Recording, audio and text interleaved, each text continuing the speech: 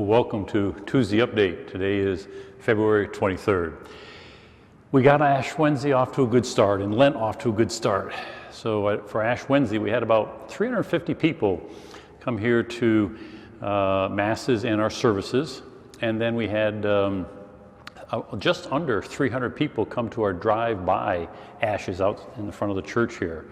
So that was good. And we had over 2,000 views for Ash Wednesday, so we're able to get into a couple thousand homes for Ash Wednesday. So we're off to a real good start with our Lent.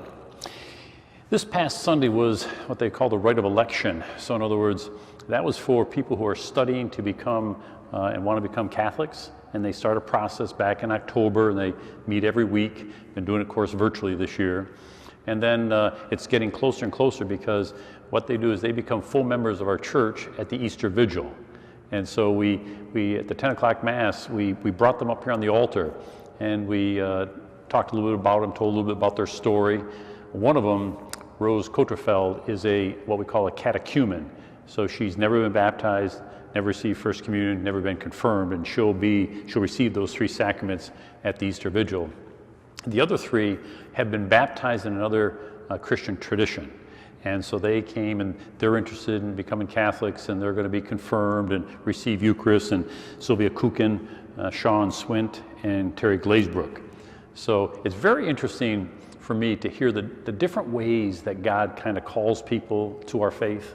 All four different stories. And so if you or you know somebody who might be thinking about becoming Catholic, I'm more than happy to chat with them to see if that might be something that fits for them.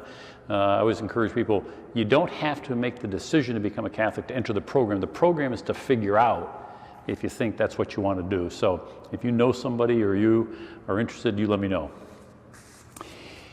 We had our first Stations of the Cross, virtual Stations of the Cross. We're going to do a lot of virtual opportunities for you throughout Lent, because we can't have people here as much as we'd like. So, of course, on Monday is Marty, Deacon Marty, Mondays with Marty. Yesterday he did a little reflection on Peter. Tomorrow is going to be Lauren with Adoration on Worship Wednesday. And then Thursday is Fridays with Filati. What we do is we get some of our school kids down here. I'm grateful to Matt Flanagan. He's one of our teachers that kind of pulls this all together. We get some of our students down here. We do the stations together, and they kind of do a little reflection. They do a beautiful reflection on each of the stations from their perspective. And then, of course, at the end of the stations, Tom Filati will give us a little 8 to 10 minute reflection on some of the stations. So you can always join us on our virtual Lenten opportunities. And to get those, just go to our homepage, and you'll see a little button there that says Watch St. Pius Lenten Video Series. And you click there, and all the things we're doing in Lent will be there. Our Lent in a can, I think that was such an outstanding idea. And if you weren't able to get one of the cans, and we ran out of them, go to the website, and you'll see there's a little Lent in a can button there for you to push, and you can go through everything. It's got a calendar. And the beautiful thing about the calendar is there's something to do every day in Lent based on that calendar. And so I think that'll help you. We do have one correction on the calendar for those of you who did receive it in the Lent in a can is, we incorrectly put in Palm Sunday. Palm Sunday is March 28th. That's the correct date. And that's the date we're going to bring back, the bags that we're going to be trying to help people who are transitioning to permanent housing. So that'll be that collection day for that. We've got our men's and women's breakfast coming up. Really looking forward to that. That's going to be on March 6th. It's going to be in the morning. Both the men and the women will do it together on that Saturday morning. We'll hope you join us. Remember, we always just ask parishioners just to reflect on life and faith, and where did they intersect? Where did they speak to you? And so this year we got Garrett Bernardo and Lynette Alderizio. They're going to be speaking to us, and I think you'll enjoy that. So that'll be on the morning of March 6th. But if you're not available on the morning of March 6th, you're going to be able to watch it at any time, because, of course, it's all recorded. I'm always happy to help people with reconciliation if I can. Now, I'm over in the chapel every Saturday, 4 to 4:45. And you have to come in, of course, these two doors here, the main doors in the church and the Stafford Street doors. Just make your way across to the chapel, because we still have those chapel doors locked. But I'm also going to be there in Tuesdays of Lent, and from 5 to 6. So for the the 6 Tuesdays, I'll be over there. Just come in through the church doors, make your way over there if I can help you. I'm always privileged to be able to do that if I can. A couple weeks ago, we had our blessing for those who are sick and for the caregivers. We've heard a lot of positive feedback on that, and I'm so glad that we did that. So many people are sick. We got a lot of unsung heroes in terms of caregivers.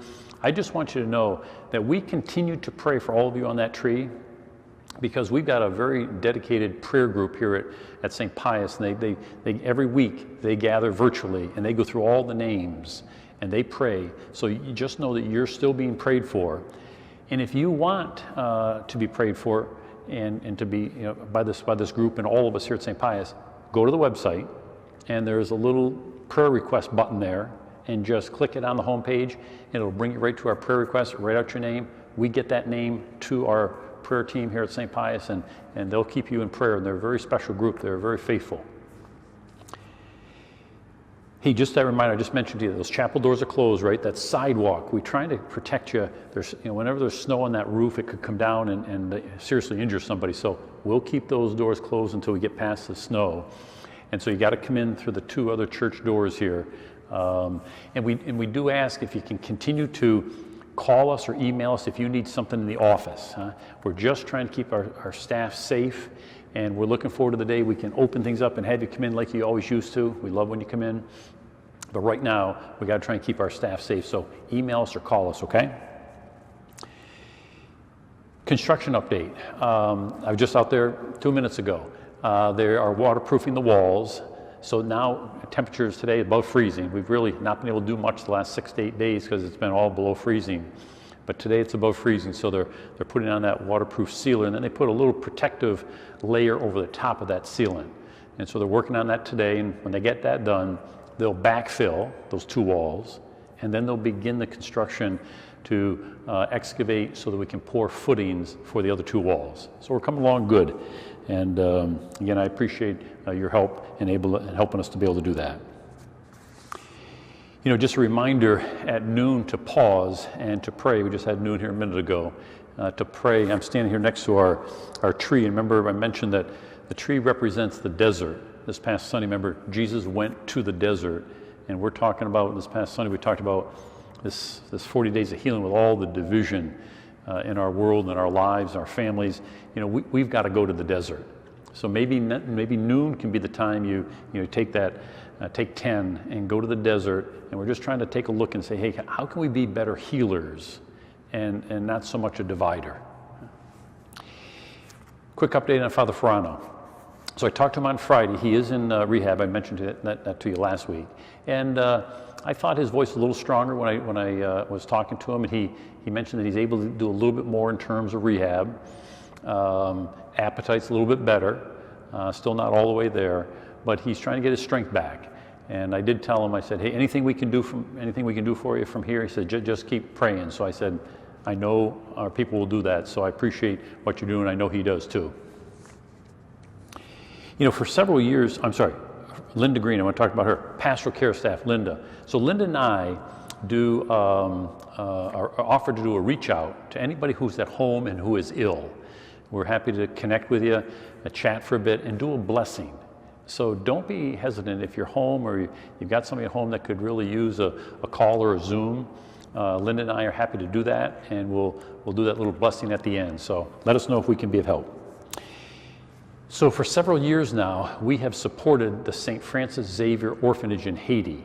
And remember, every year we do the Change for Change collection. We typically would be doing it now during Lent.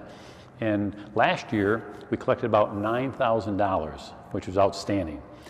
And we've sent that down to Haiti, but what's happened down in Haiti is the Catholic Relief Services is now providing oversight to a lot of the orphanages in Haiti, including St. Francis Xavier. So we sent it to Catholic Relief Services to help the kids there. And so what we'll do is, moving forward, we always want to have an international component to our service here at St. Pius. Remember, that's one of our parts of the mission statement, to be servants, to serve our neighbors.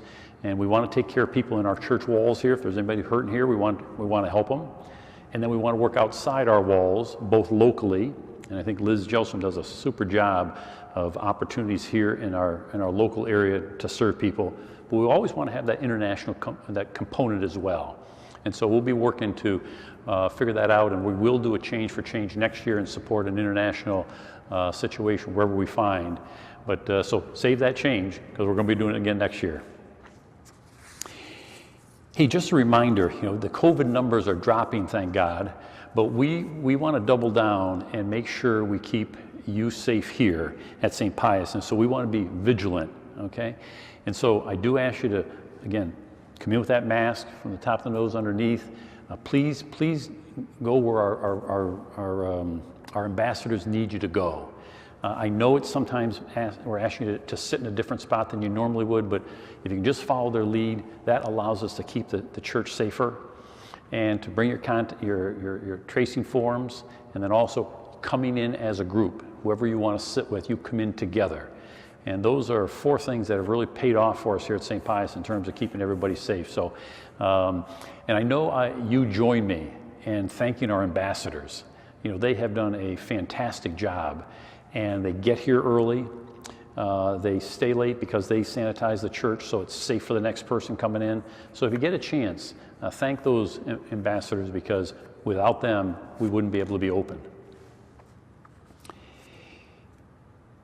COVID has put a strain on marriages, and we're fortunate here at St. Pius. We got some couples who have themselves been through some difficulties in their marriage, and they have offered to meet with other couples who might be experiencing some stress at this time.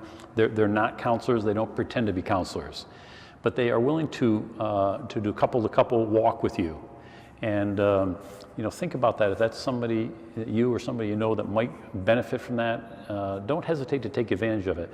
Therese Maher is kind of our connections coordinator here, and if you let her know, she'll get you connected with one of those couples, okay? Just a reminder, we do have those 2 daily masses during the week.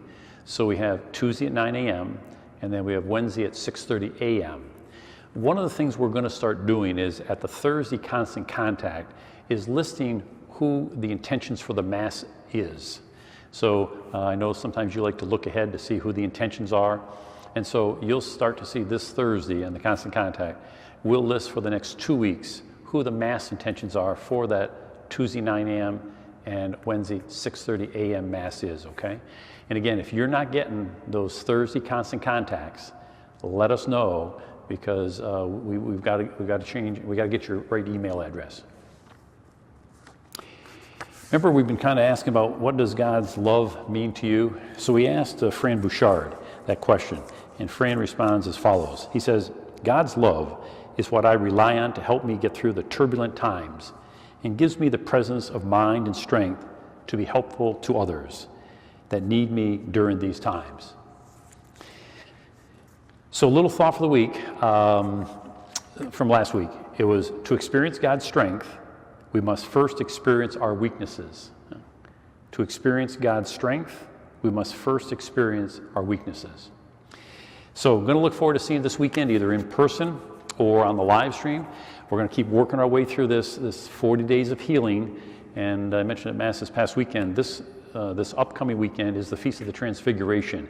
And there's a great little golden nugget in that story that's going to help us in that effort to be healers and to not push away and be dividers.